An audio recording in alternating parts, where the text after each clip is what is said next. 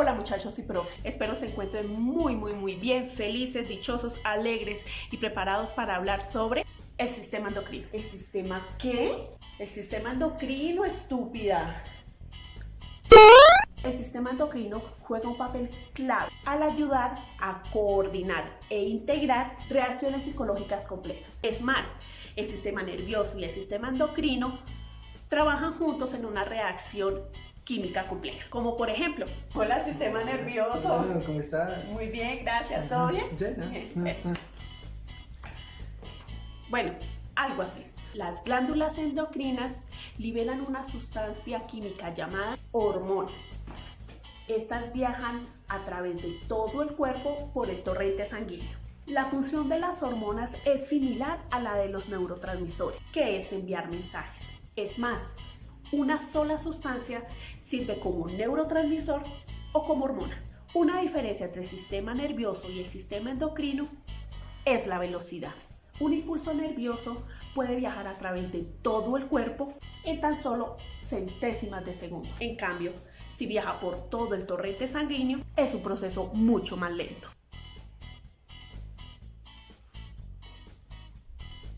Ya que una hormona necesita segundos, incluso minutos, para llegar a su destino. Las hormonas son importantes para los psicólogos por dos razones. La primera, porque a través del desarrollo productivo, las hormonas coordinan el sistema nervioso y lo regulan. Y la segunda, las hormonas activan conductas, como por ejemplo el estado de alerta y la somnolencia. Las hormonas también afectan nuestras emociones, como por ejemplo la capacidad de aprendizaje y la capacidad de resistir ante una enfermedad. Los cambios radicales en las hormonas pueden contribuir a desencadenar trastornos psicológicos graves como la depresión. Una hormona de gran impacto que controla la conducta y las reacciones mentales es la tiroides. Se encuentra ubicada debajo de la laringe. La tiroides produce una hormona primaria llamada tiroxina, que es la encargada de controlar la tasa de metabolismo del cuerpo, controlando los niveles de alerta y de energía del organismo. Una hormona tiroides demasiado activa puede presentar los siguientes síntomas: insomnio, capacidad de concentración, fatiga, entre otros. Buenos días compañeros, buenos días profesor. Mi nombre es Sandra Isabel Alfonso y hoy les voy a hablar de las partes del sistema endocrino. Como sabemos, el sistema endocrino, su palabra endocrino quiere decir que es como algo interno, que se va internamente al torrente sanguíneo. Entre los órganos tenemos el hipotálamo, la hipófisis, la tiroides, la paratiroides, las glándulas suprarrenales, el páncreas, los ovarios y los testículos. Empezamos con el hipotálamo. El hipotálamo es una estructura nerviosa ubicada en la base del diencéfalo. El diencéfalo es esta parte de color naranja y aquí se encuentra el hipotálamo. Acá en esta imagen la podemos ver más claramente. Tiene el tamaño de una alberja y es una conexión integradora entre los sistemas endocrino y nervioso. Se producen hormonas en las regiones conocidas como núcleos.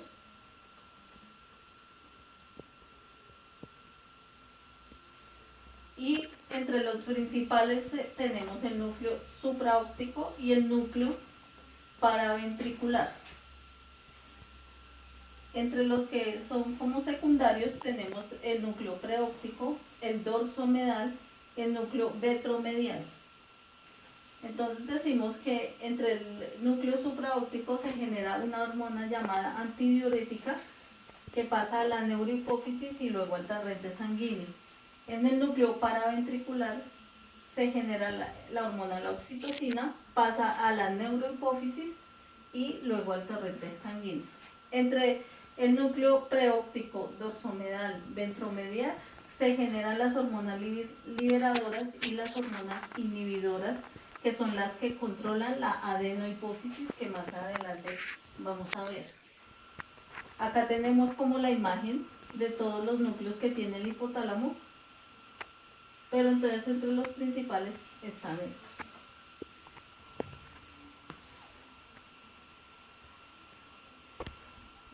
como ya dijimos, entre las hormonas liberadoras podemos ver la hormona del crecimiento y la prolactina. Y entre las inhibidoras podemos tener la tirotropina, la corticotropina, la hormona de crecimiento, que a diferencia de esta la genera y esta la controla, y las hormonas gonadotropininas.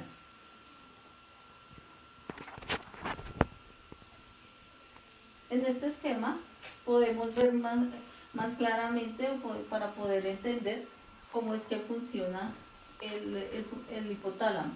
El hipotálamo genera las glándulas, en este caso la GHRH, llamada somatotropina, y genera la hormona del crecimiento.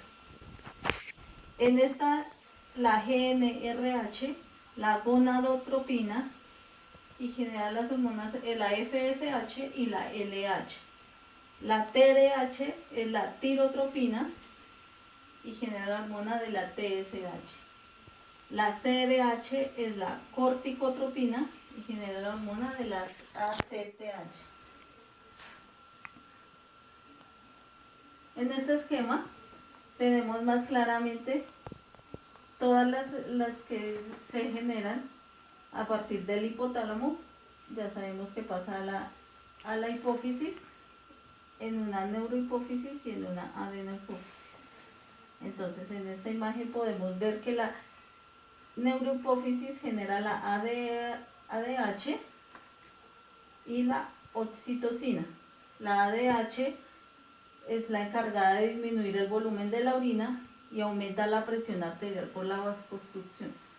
La oxitocina es aquella que estimula la eyección de la leche y también es la que estimula las contracciones en el útero. Aquí en la adenohipófisis tenemos las glándulas de la STH llamada somatropina, que es la hormona de crecimiento. Entonces acá estimula el crecimiento de huesos y el anabolismo proeteico. Tenemos la TSH, la tirotropina, que es la estimulante de la tiroides, estimula la producción hormonal de la tiroides. La gonadotropina, una llamada FSH, que estimula la espermatogénesis y estimula la ovogénesis. Y la LH, la hormona luteinizante, la hormona estimulante de las células intersticiales. Tenemos la PRL, que es la mamotropina, que genera la prolactina y la lactogenina. La ACTH, la MSH. Este es como un esquema general que une al hipotálamo con la hipófisis. Ahora vamos a hablar de la hipófisis. Como nos dimos cuenta, la hipófisis está altamente relacionada, está estructurada con el hipotálamo. El hipotálamo se encuentra en la parte de arriba y enseguida la hipófisis. Entonces, dice que la hipófisis está unida al hipotálamo a través del infundíbulo y se apoya en la base del cráneo llamado silla turca. Presenta dos partes, aquí como lo vemos, que es la neurohipófisis, como ya habíamos hablado, y la adenohipófisis. Este es la parte de la neurohipófisis y esta es la parte de la adenohipófisis, anterior y posterior.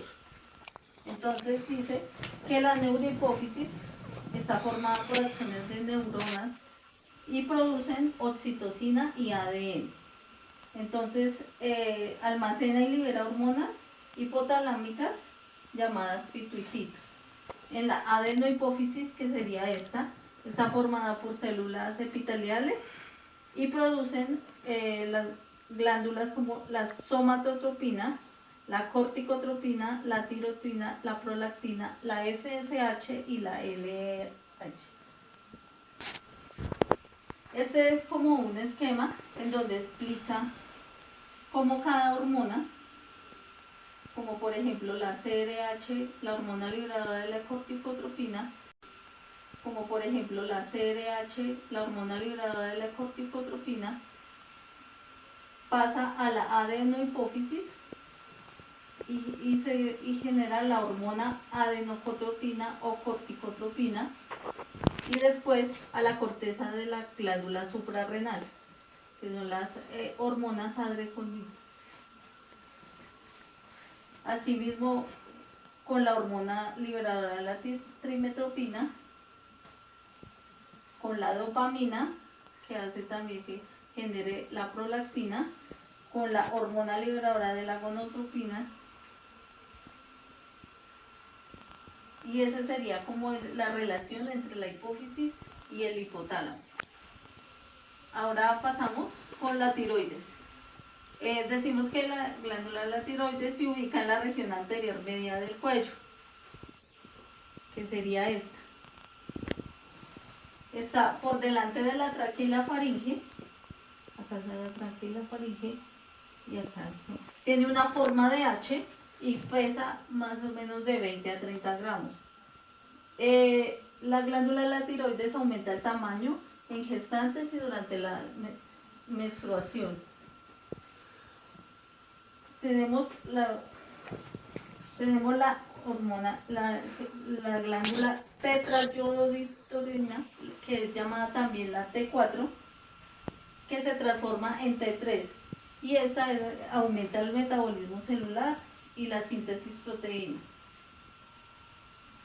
Tenemos la calcitonina, que inhibe la resorción del calcio, o sea que lo para, y tiene la función hipocalcemiante.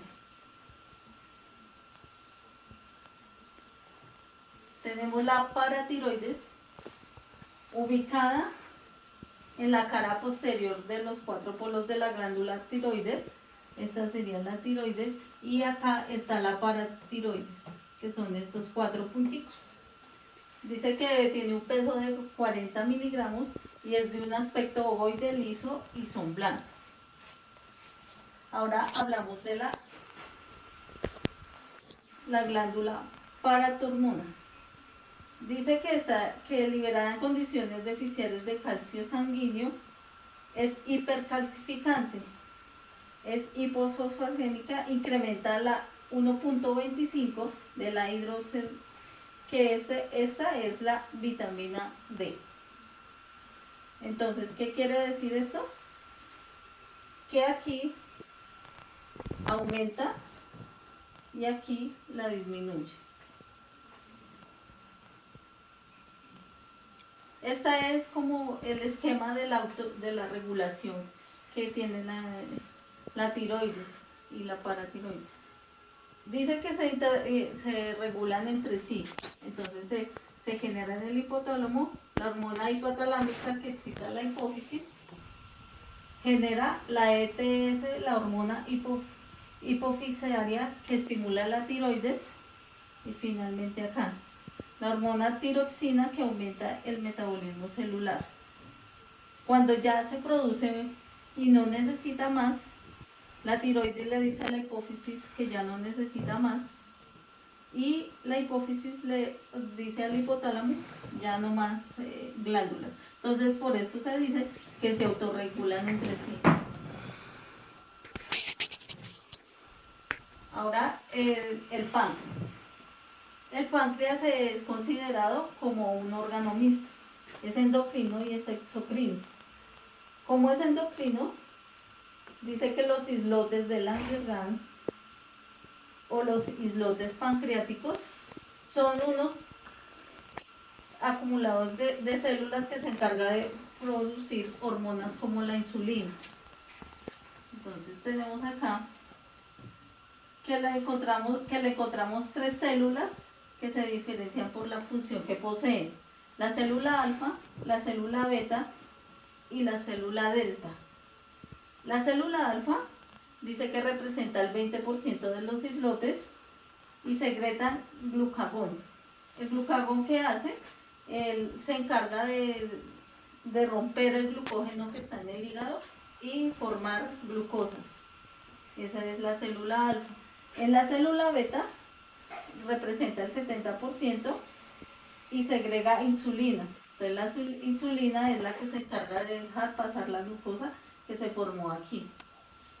En la célula delta dice que representa el 10% y secretan somatostatina, que es la que ayuda a controlar o regular el azúcar que generan acá las glucosas del glucagón. Dice que la célula alfa es hiperglucemiante y glucogenolítica. La célula beta es hipoglicemiante y disminuye la glucogénesis. Y la célula delta es la que regula, como antes dijimos, a través de la hormona de la somatostatina, regular los niveles de glucosa en la sangre. Muchas gracias. Estas son las partes que hemos abordado hasta ahora. Muchas gracias. Buenos días, compañeros. El día de hoy vamos a hablar sobre las glándulas suprarrenales y pues otros temas. Espero les guste la presentación. Estas son glándulas endocrinas que secretan hormonas que se liberan en el torrente sanguíneo. Cada glándula suprarrenal consta de dos partes. La médula en la parte interna, que secreta hormonas como la epinefrina y la adrenalina, que ayudan a controlar la presión arterial, la frecuencia cardíaca, la sudoración y otras actividades reguladoras. Y la segunda parte, que sería la corteza. Esta parte externa de las suprarrenales que segrega diferentes hormonas, incluidos el corticoides, que son hormonas similares a la cortisona, como el cortisol. Y los mineralocorticoides, en particular la aldosterona, que regula la presión arterial y las concentraciones de sal, como el cloruro de sodio y de potasio en el organismo. La corteza suprarrenal también estimula la producción de pequeñas cantidades de hormonas esteroideas del sexo masculino, como la testosterona y algunas hormonas similares. Las glándulas suprarrenales están controladas en la parte del cerebro que es el hipotálamo, una pequeña área del cerebro que participa en la regulación hormonal, la cual produce la hormona liberadora de corticotropina, también denominada como la hormona diurética. Entre los trastornos de las glándulas tenemos la secreción excesiva de glucocorticoides, que causa el síndrome de Cushing. Se produce cuando el cuerpo está expuesto a altos niveles de la hormona cortisol durante mucho tiempo. Por ejemplo, el cortisol ayuda a regular la presión arterial, reduce la inflamación y mantiene el corazón y los vasos sanguíneos funcionando normalmente. El cortisol ayuda al cuerpo a responder al nivel de estrés y también regula de maneras diferentes y los convierte para metabolizar las proteínas, los carbohidratos y las grasas de la dieta y para tener una energía saludable. Sin embargo, cuando el nivel de cortisol en el cuerpo es demasiado alto, se puede desarrollar el síndrome de Cushing, con síntomas como la fatiga intensa, la debilidad muscular, depresión, ansiedad e irritabilidad, también generando pérdida del control emocional, dificultades cognitivas, en la presión arterial alta y lo que empeora el dolor de cabeza y el aumento de la pigmentación roja en la piel. La glándula pineal tiene un tamaño entre 5 y 8 milímetros y a pesar de ello recibe un inmenso flujo de sangre, casi la misma cantidad que nuestros riñones. No cabe duda de lo que esto significa, que a pesar de ser muy pequeña es una pieza fundamental de nuestro cerebro. Su principal función a nivel fisiológico, conocida hasta el día de hoy, es la producción de melatonina, esta hormona derivada de la serotonina, y modula nuestros patrones, los cuales vigilan el sueño y los ritmos circadianos, y establece a su vez nuestra entrada a la pubertad. Así es que la glándula pineal es muy importante para nuestro funcionamiento diario, cuando dormimos y cuando estamos despiertos, por ejemplo, y regula nuestro reloj biológico. Una pubertad demasiado precoz, por ejemplo, puede estar vinculada a cierto funcionamiento anormal de esta glándula.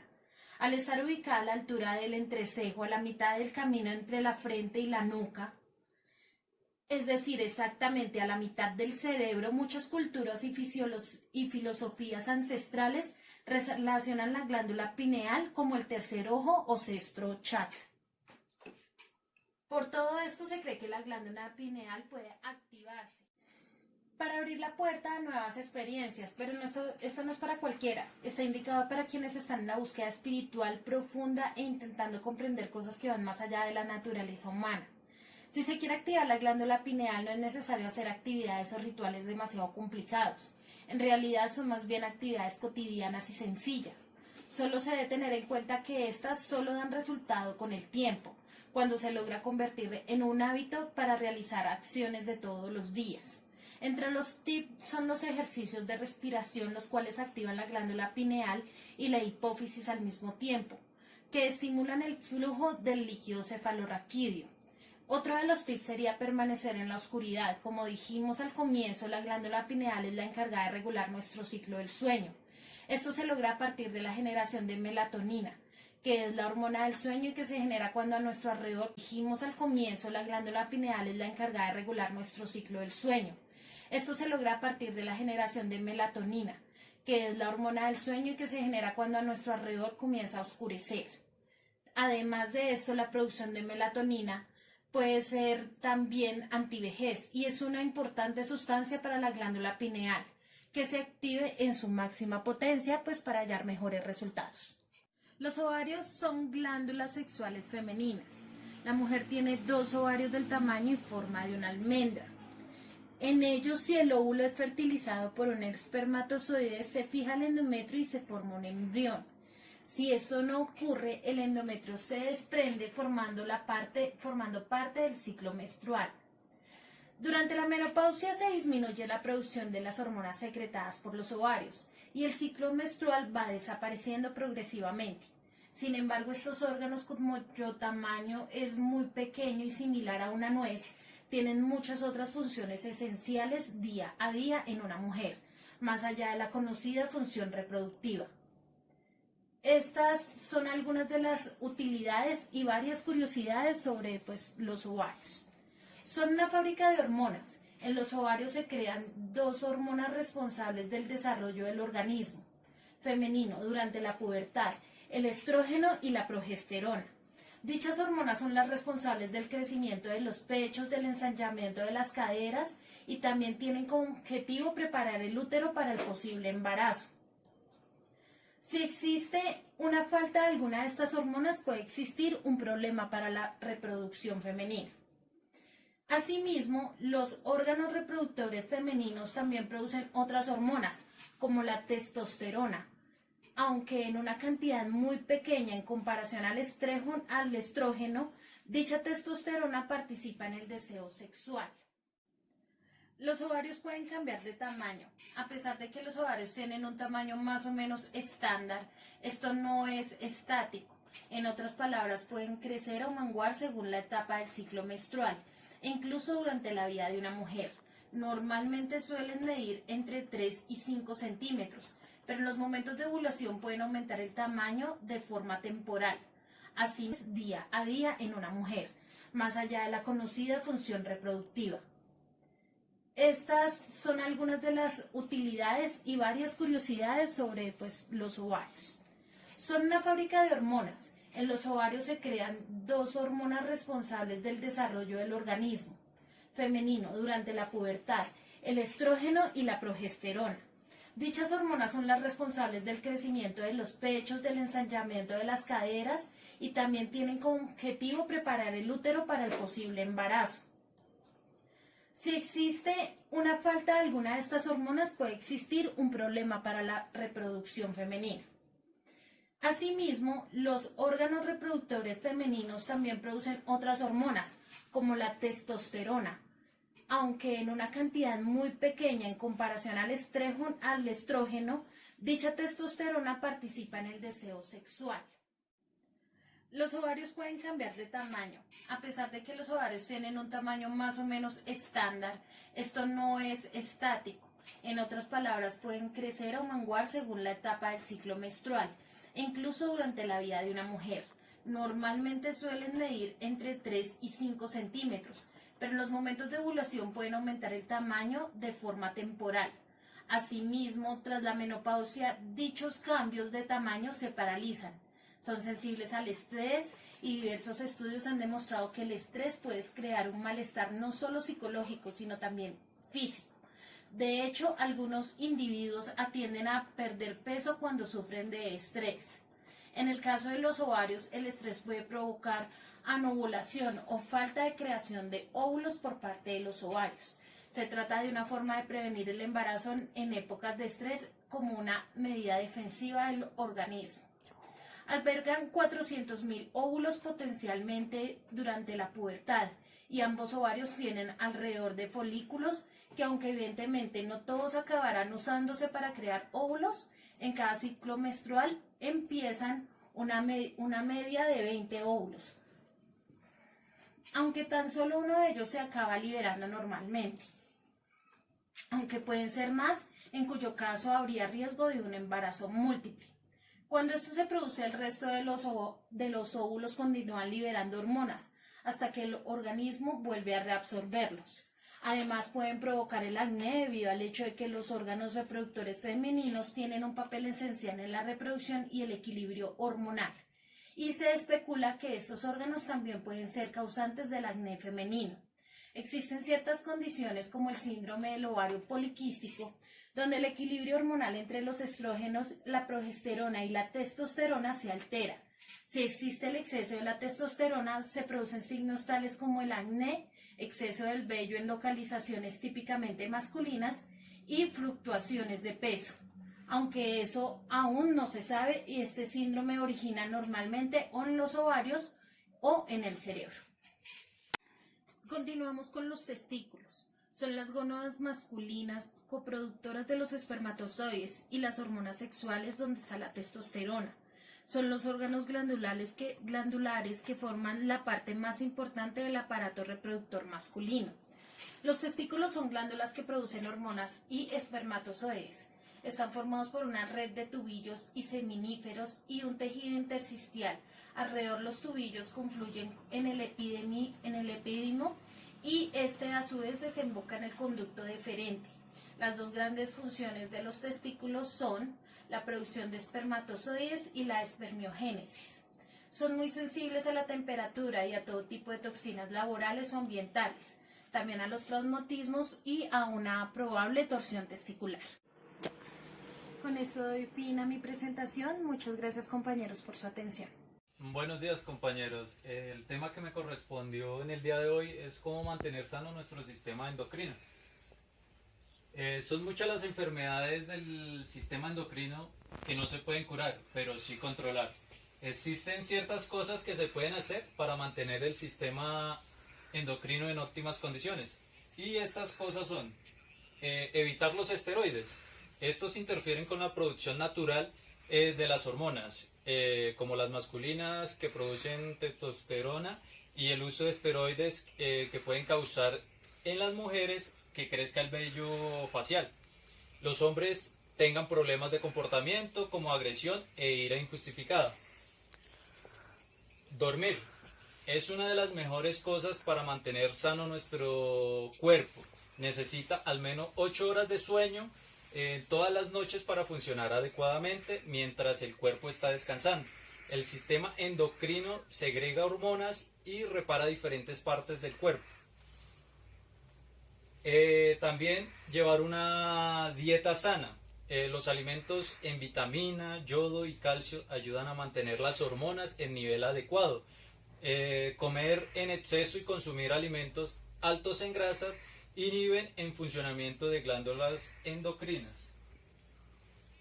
Llevar una vida activa. Las personas llevan una vida sedentaria, son propensos a tener obesidad por la inactividad y la comida en exceso. La obesidad retarda la influencia de la insulina y conduce a la diabetes. También el estrés causa dolencia y enfermedad con mucha frecuencia. Un trastorno es el resultado de un estrés a largo plazo. En el momento en que el paciente busque tratamiento, el cuerpo ya ha sido expuesto al peligro. Cuídate descansando mucho, bebiendo 8 vasos de agua al día, haz ejercicio y llevar una dieta sana.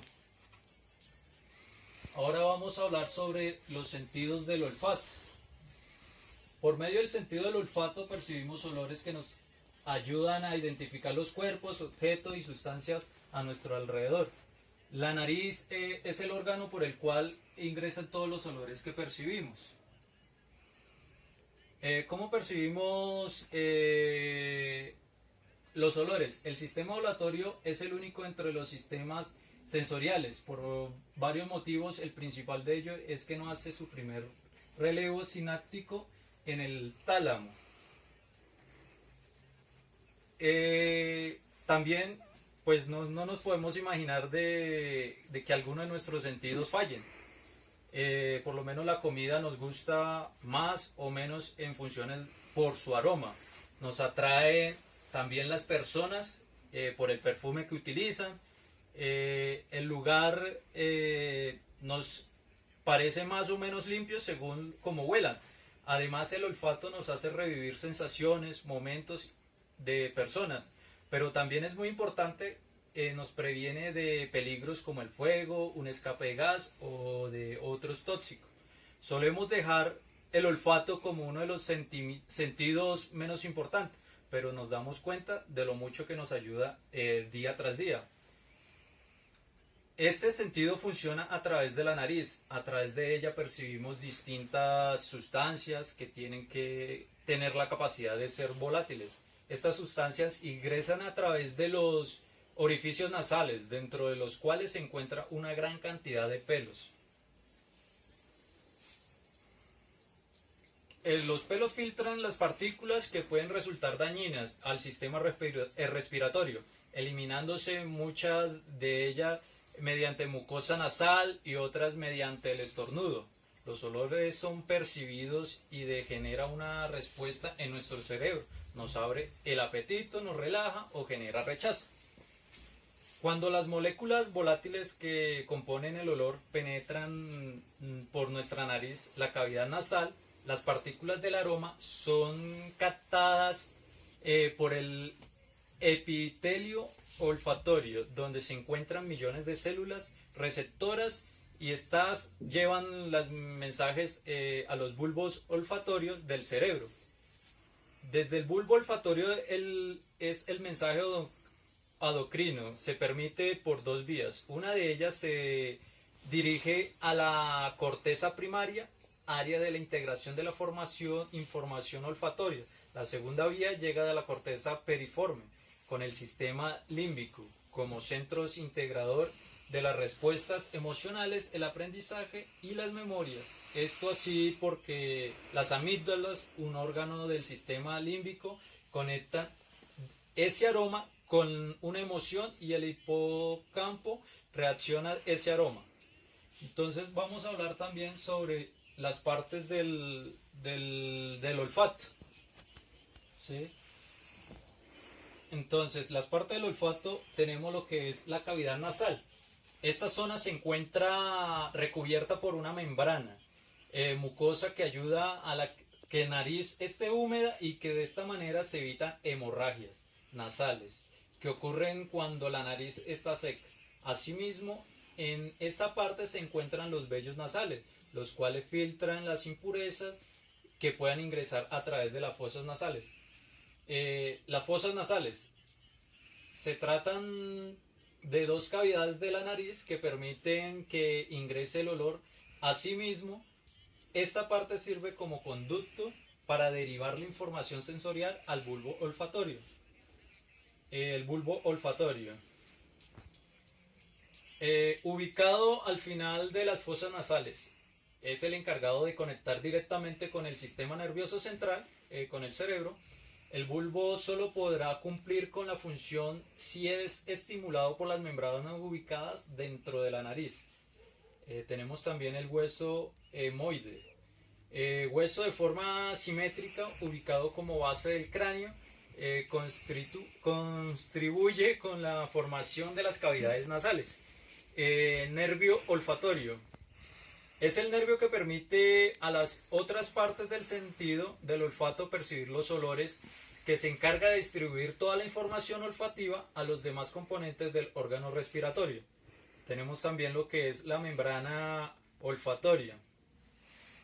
Es la mucosa donde se encuentran dispersas numerosas células especializadas en la detención de las sustancias volátiles contenidas en el aire.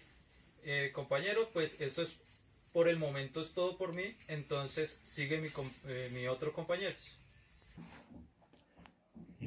Bueno, hola a todos. Para continuar, hablaré de los medicamentos que son utilizados para controlar las enfermedades del sistema endocrino.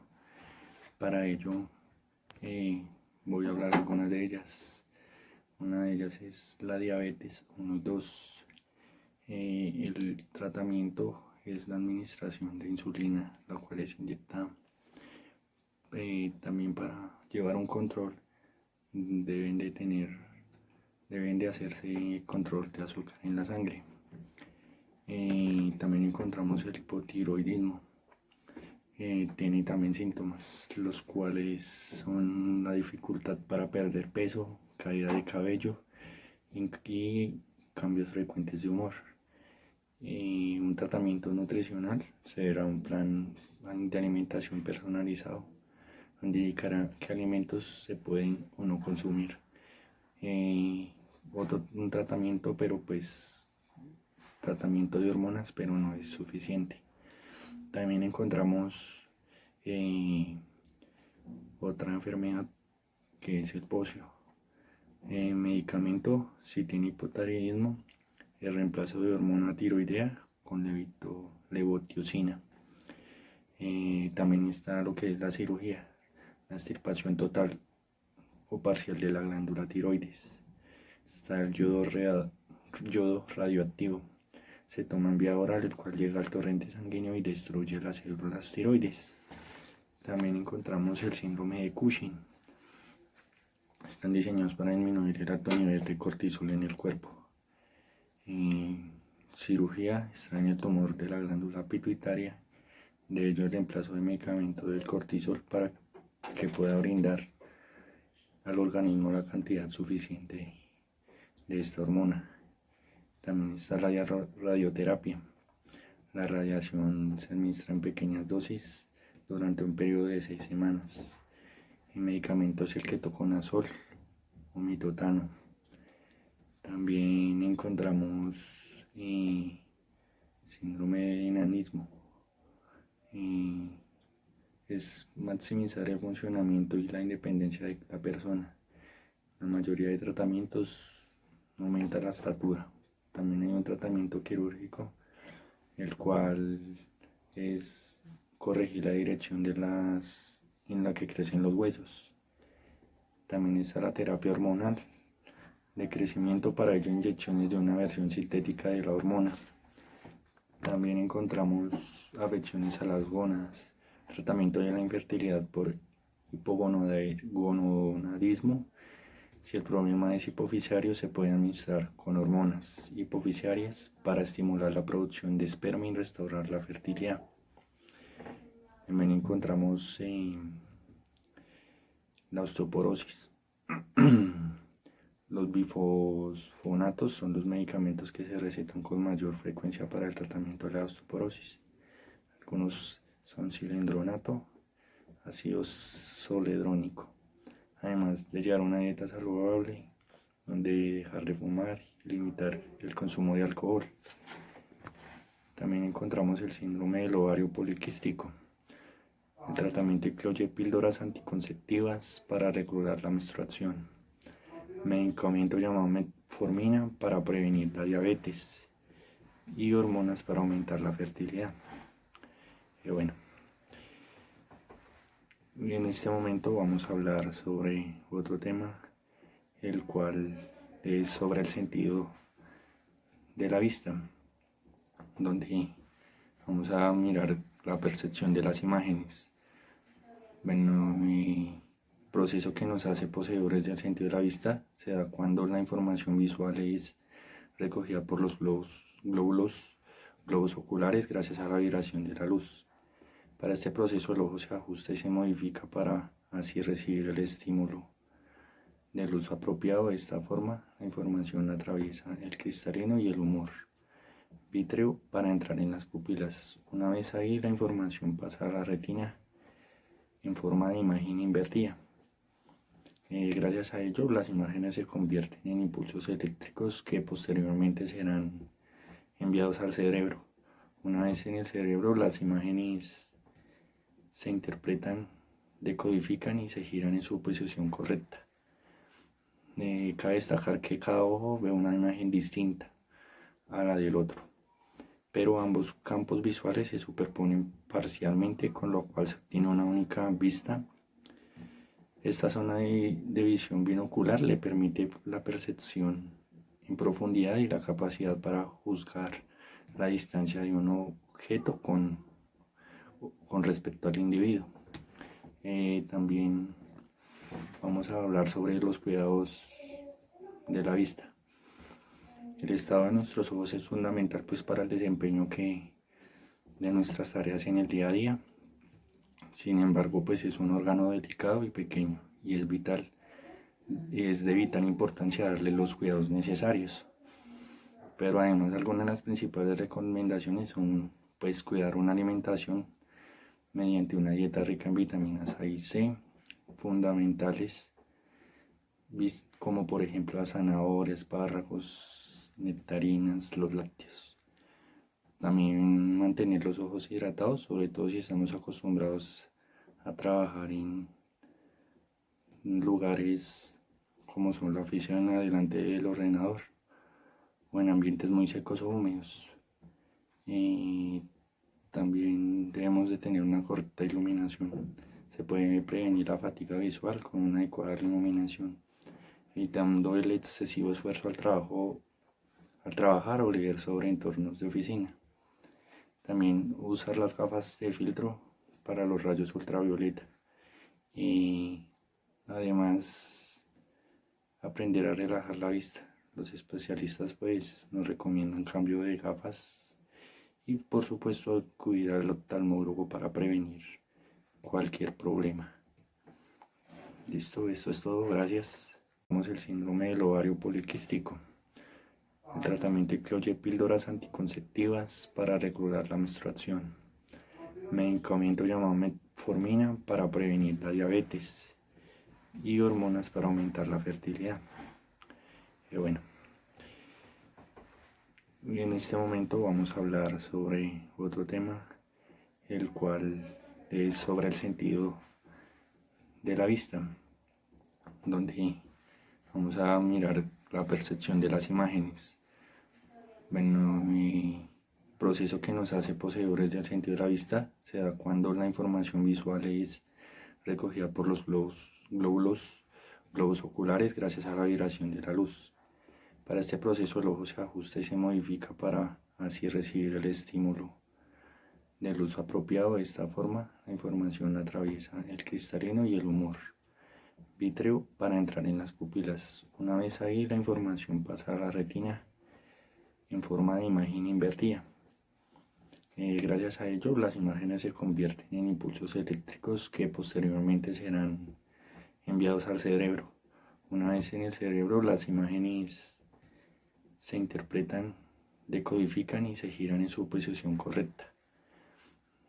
Cabe destacar que cada ojo ve una imagen distinta a la del otro, pero ambos campos visuales se superponen parcialmente, con lo cual se obtiene una única vista. Esta zona de visión binocular le permite la percepción en profundidad y la capacidad para juzgar la distancia de un objeto con respecto al individuo. También vamos a hablar sobre los cuidados de la vista. El estado de nuestros ojos es fundamental pues para el desempeño de nuestras tareas en el día a día. Sin embargo, pues es un órgano delicado y pequeño y es de vital importancia darle los cuidados necesarios. Pero además, algunas de las principales recomendaciones son pues cuidar una alimentación mediante una dieta rica en vitaminas A y C, fundamentales, como por ejemplo las zanahorias, espárragos, nectarinas, los lácteos. También mantener los ojos hidratados, sobre todo si estamos acostumbrados a trabajar en lugares como son la oficina, delante del ordenador, o en ambientes muy secos o húmedos. También debemos de tener una correcta iluminación. Se puede prevenir la fatiga visual con una adecuada iluminación, evitando el excesivo esfuerzo al trabajar o leer sobre entornos de oficina. También usar las gafas de filtro para los rayos ultravioleta. Y además aprender a relajar la vista. Los especialistas pues nos recomiendan cambio de gafas y por supuesto acudir al oftalmólogo para prevenir cualquier problema. Listo, esto es todo, gracias. Días compañeros, yo les voy a seguir hablando sobre el sentido del olfato. Voy a hablarles sobre los trastornos que tiene el olfato. Las personas con trastornos del olfato pueden sufrir una pérdida con la capacidad de oler a cambios en cómo percibir los olores. Uno de esos cambios o pérdida o capacidad es la anosmia, es la pérdida del olfato. En ocasiones es congénita, presente desde el momento del nacimiento y puede deberse a un trastorno de origen genético. La otra es la hiposmia, es una reducción en la capacidad para detectar olores.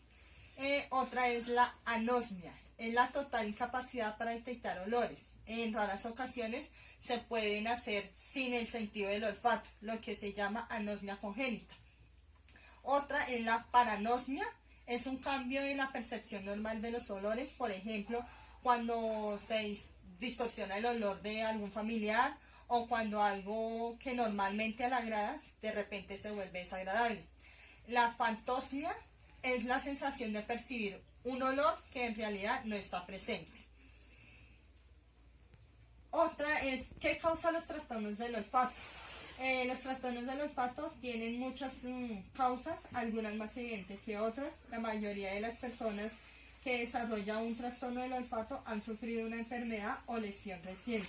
Las causas más comunes de los trastornos del olfato son el envejecimiento, las infecciones de los senos paranasales, que es la sinusitis, y de las vías respiratorias superiores, el fumar, el crecimiento de las cavidades nasales como los pólipos y pues entre otros, las lesiones en la cabeza, las alteraciones hormonales, los problemas dentales, la exposición a ciertos productos químicos como insecticidas y solventes, varios medicamentos incluyendo algunos antibióticos y antihistamínicos comunes. La radiación para el tratamiento de los cánceres de la cabeza y el cuello. Los trastornos que afectan al sistema nervioso, tales como la enfermedad del Parkinson o enfermedad del Alzheimer. ¿Cuán serios serían los trastornos del olfato? Al igual que los demás sentidos, el sentido del olfato juega un papel importante en nuestra vida. El sentido del olfato a menudo es la primera señal que nos alerta sobre el humo de un incendio, alimentos que se han echado a perder o el olor de una fuga de gas natural u otras emisiones peligrosas.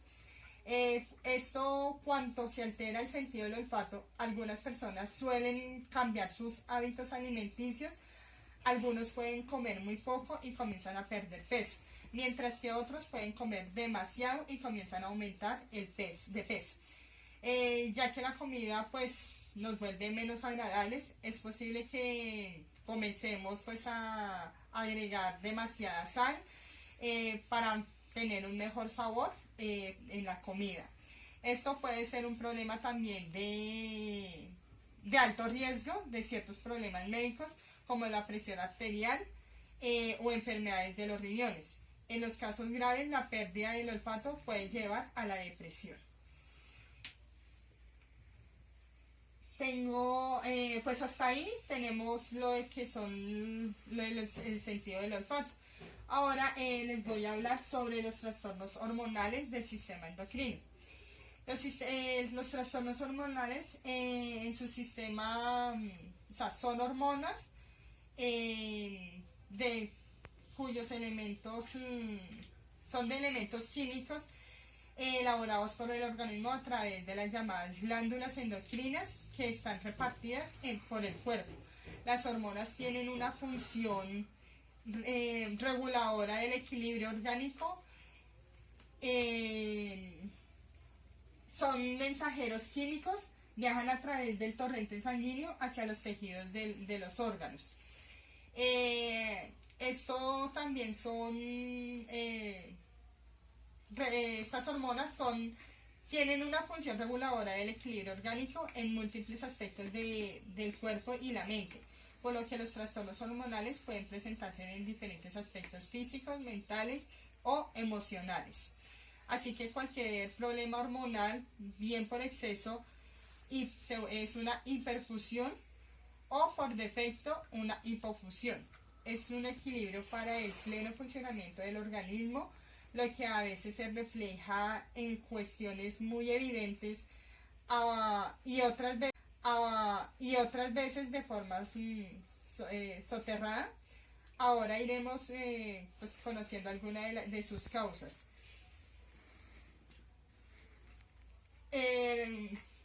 Una de las causas que tiene las hormonas que trabajan lentamente y afectan los procesos corporales desde la cabeza hasta los pies, entre esos procesos se encuentran el crecimiento y desarrollo, metabolismo, digestión, eliminación, respiración, circulación sanguínea y mantenimiento de la temperatura corporal, función sexual, reproducción y estados de ánimo.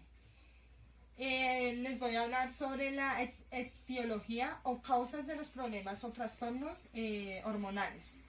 Los problemas o trastornos hormonales pueden ser causados por uno de los principales enemigos de la salud, el estrés, también por una mala alimentación, consumir drogas, algunos medicamentos, los anabolizantes, los cambios en el equilibrio de líquidos y electrolitos.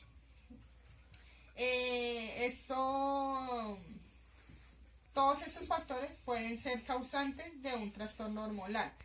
Otras causas pueden ser congénitas, como algunos tipos de cánceres,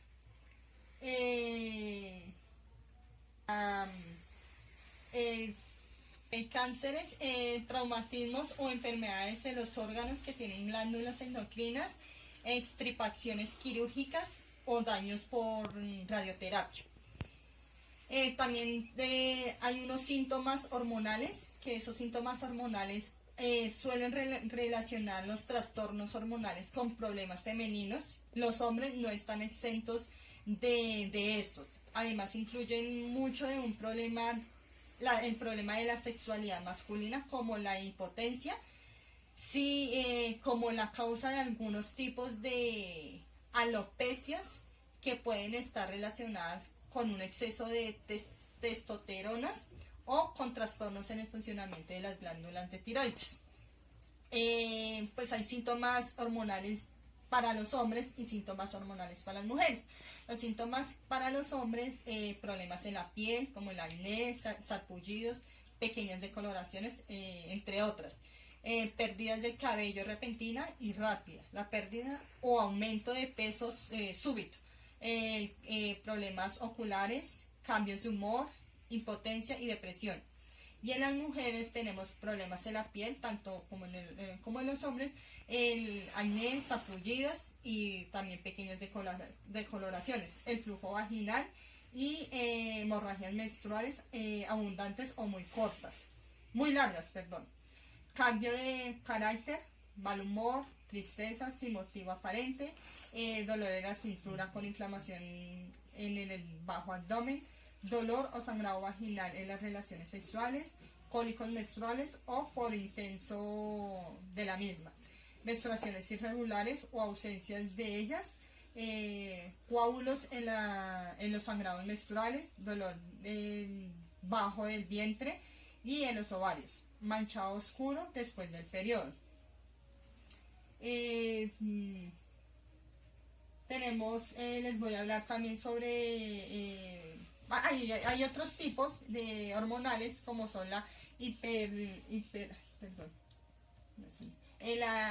hipertiroidismo, que es un problema hormonal metabólico en el cual la glándula endocrina tiroides produce mucho más hormonas tiroideas de las necesarias, provocando una serie de trastornos importantes.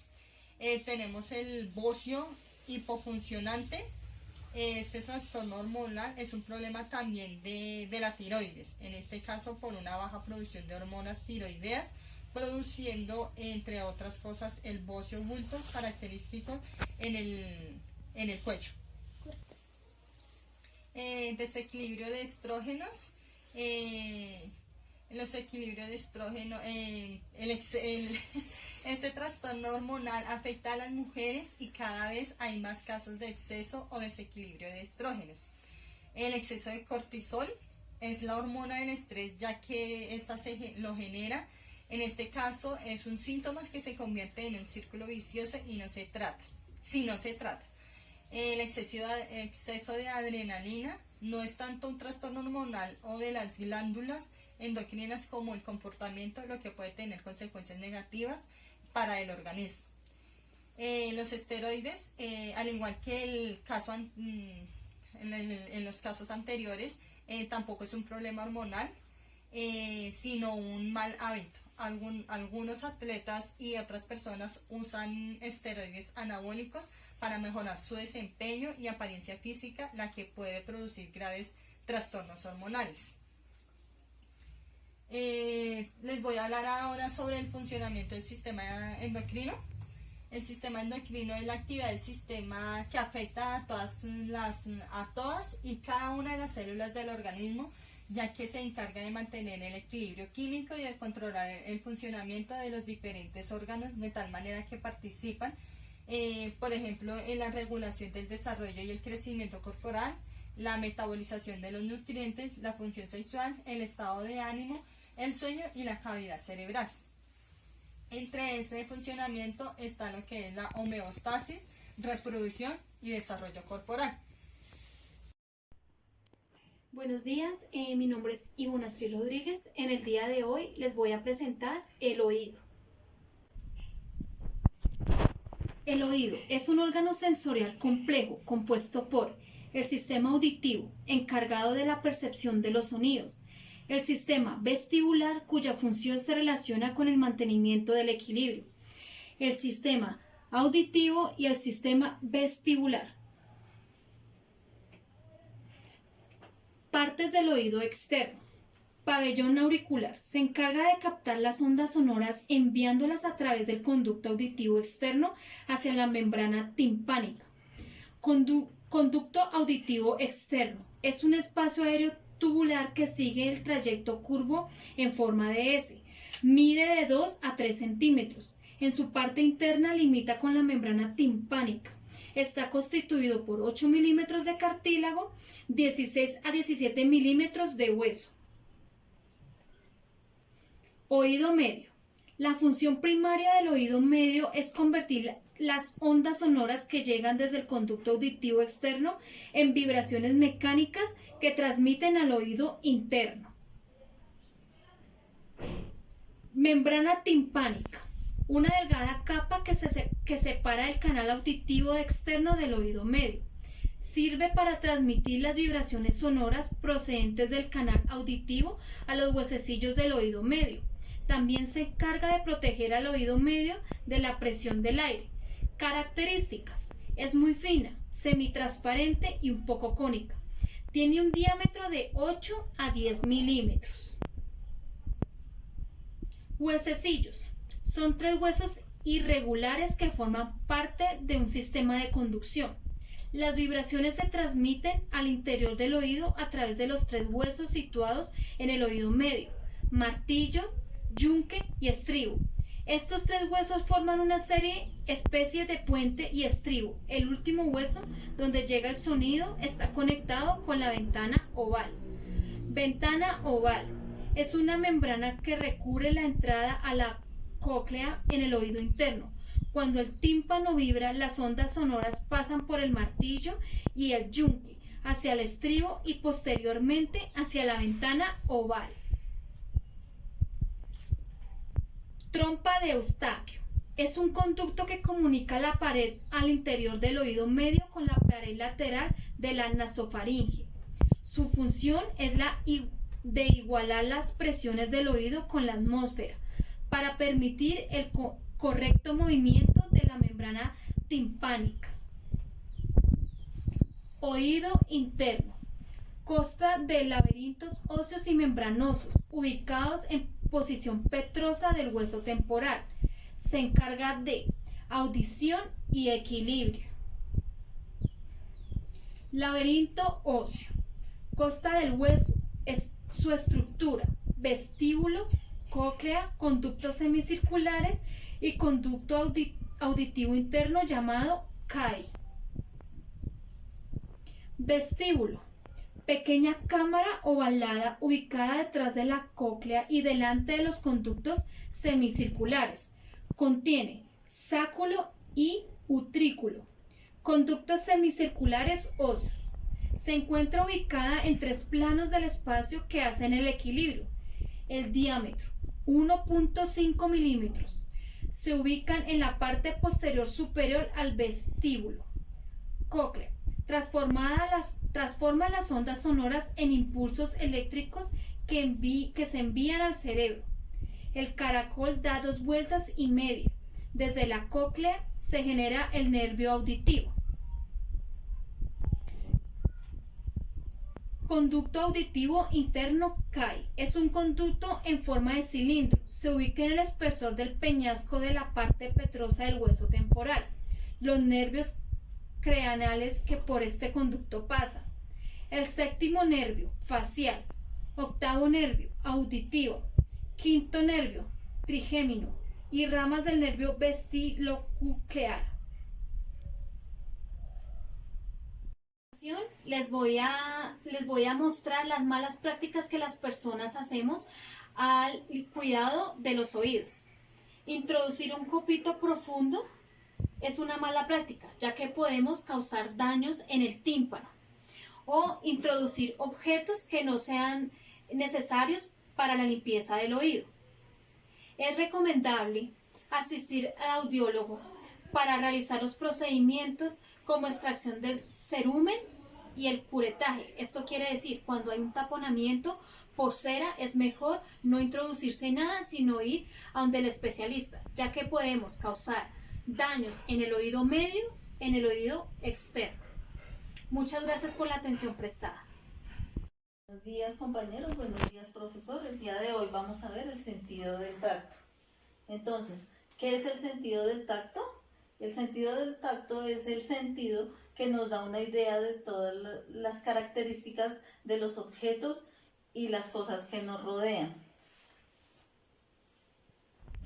Por ejemplo, la temperatura podemos sentir si es calor o si es frío. La presión, podemos sentir la presión si estamos sentados, si estamos acostados. Si estamos de pie, sentimos una presión. Una textura, la textura de las cosas, como vemos en la imagen, es una masa, entonces sería una textura blanda. La dureza, podemos tocar si es duro, si es blando, en este caso es una piedra, entonces sería la dureza. También podemos apreciar la forma, el tamaño, el dolor, el peso. ¿Cuál es el órgano del tacto?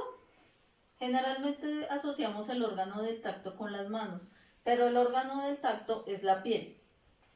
Entonces, la piel tiene unos receptores. Dice que está ubicada a lo largo y a lo ancho y cumplen funciones específicas. Entre ellos tenemos los corpúsculos de Meissner, que son los que nos permiten sentir la forma, la textura, el tamaño. Tenemos los corpúsculos de Krauss, que es el que nos permite sentir el frío. Los corpúsculos de Ruffini, el calor. Y los corpúsculos de Pacini, que es con la presión. Entonces, ¿cuál es el sentido del tacto? La piel. La encontramos en todo el cuerpo. Esta es la estructura de la piel. La piel tiene 3 partes: la epidermis, la dermis y la hipodermis. La epidermis es la parte que está aquí arriba. La dermis es la parte media y la hipodermis es la parte de acá. En esta parte en la hipodermis encontramos la grasa, en la dermis encontramos los vellos, que son los que nos ayudan a proteger del frío del color y son los que nos dan los estímulos, y en la dermis encontramos todos los nervios que son sensoriales y que mandan los mensajes al cerebro. Podemos hablar de un proceso del tacto y lo he definido en 4 pasos. El primero dice que los objetos se ponen en contacto con nuestra piel, o sea, cuando tocamos, cuando sentimos, se activan los receptores del tacto, los que acabamos de ver. Las terminaciones nerviosas mandan la información al cerebro y finalmente el cerebro recibe la información y la interpreta. Es decir, si nos pinchamos, si colocamos las manos en el calor, si colocamos las manos en el frío, este sería el proceso que tiene el tacto. Hablemos de los cuidados de la piel. Uno de los cuidados es bañarnos diariamente. Otro sería evitar los juegos violentos con objetos peligrosos. Podemos ver en la imagen como los cuchillos, las tijeras, los fósforos, las agujas, las latas, los clavos. Tener cuidado con el fuego y el agua caliente. Por obvias razones no debemos meter las manos al fuego. Y quizás eso es a grosso modo lo que podemos ver del sentido del tacto. El sentido del tacto, como ya vimos, es el sentido que nos permite percibir todas las sensaciones y se hace a través de la piel. Muchas gracias. Y hasta aquí todo lo que teníamos que saber sobre el sistema endocrino. Y como mis compañeros también hablaron acerca de los 5 sentidos, yo también les voy a hablar de un sentido no tan diferente. Incluso es considerado como el 6º sentido. Y ese es la intuición. ¿Y qué es la intuición? Ya le voy a decir, estúpida. La intuición es un pensamiento o una voz que llega de un momento a otro y no sabemos cómo. Es esa voz interior. Y yo que pensé que era hambre. O es ese Pepe Grillo hablándonos al oído diciéndonos qué tenemos que hacer. Y yo que pensé que eran los fantasmas, ellos están aquí. Espero que les haya gustado mucho esta exposición. Y así como dijimos en el inicio del video, vamos a hacer unas preguntitas a algunos personajes a ver qué tanto estuvimos de atención. Y recuerden sobre todo vivir con salud, amor y paz.